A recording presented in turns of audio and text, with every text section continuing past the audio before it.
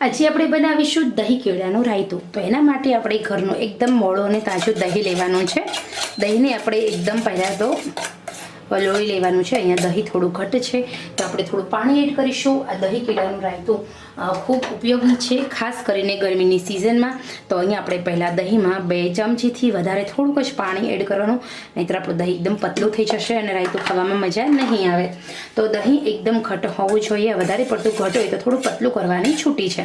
તો હવે અહીંયા હું તમને કહું છું એ રીતે આપણે થોડા મસાલા એડ કરીશું. દહીંમાં આપણે સહેજ અમથું નમક એડ કરવાનું છે, સાથે સાથે થોડી ખાંડ એડ કરીશું. દહીંમાં નમક અને ખાંડ ઉમેરીને હવે આપણે હલાવી લેવાનું છે.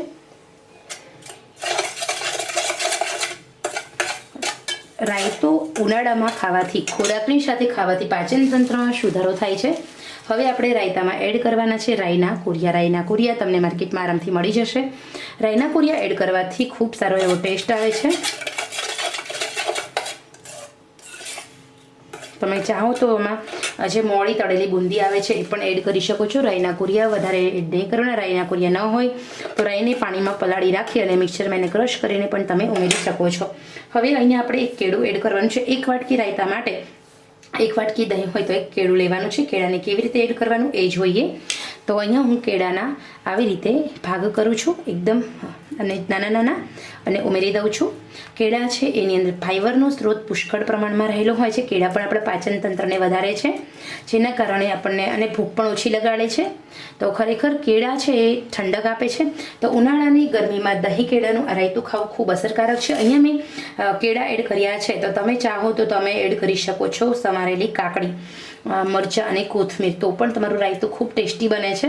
તો એ દહીં અને કાકડીનું રાયતું થયું. આ મેં દહીં અને કેળાનું રાયતું બનાવ્યું છે. ખરેખર આ રેસીપી એકદમ સિમ્પલ છે, સરસ છે. અત્યાર સુધીની સૌથી સરળમાં સરળ અને સહેલામાં સહેલી રેસીપી છે. આ તૈયાર થઈ ગયું છે રાયતું. રાયતાને તમે ફ્રીજમાં મૂકી દો અને હુંફાળું ઠંડુ થાય, થોડું નવશેકું ઠંડુ થાય એટલે તમે આરામથી ખાઈ લો. તો ખરેખર મિત્રો અહીંયા આ રાયતાને હવે આપણે ફ્રીજમાં મૂકીશું. ઉપરથી થોડા હું રાઈના કુરિયાથી ડેકોરેશન કરું છું. સાથે સાથે આ રાયતામાં વચ્ચે હું ગ્રેપ્સ પણ મૂકું છું, જેના કારણે એકદમ સરસ લાગે આપણું રાયતું.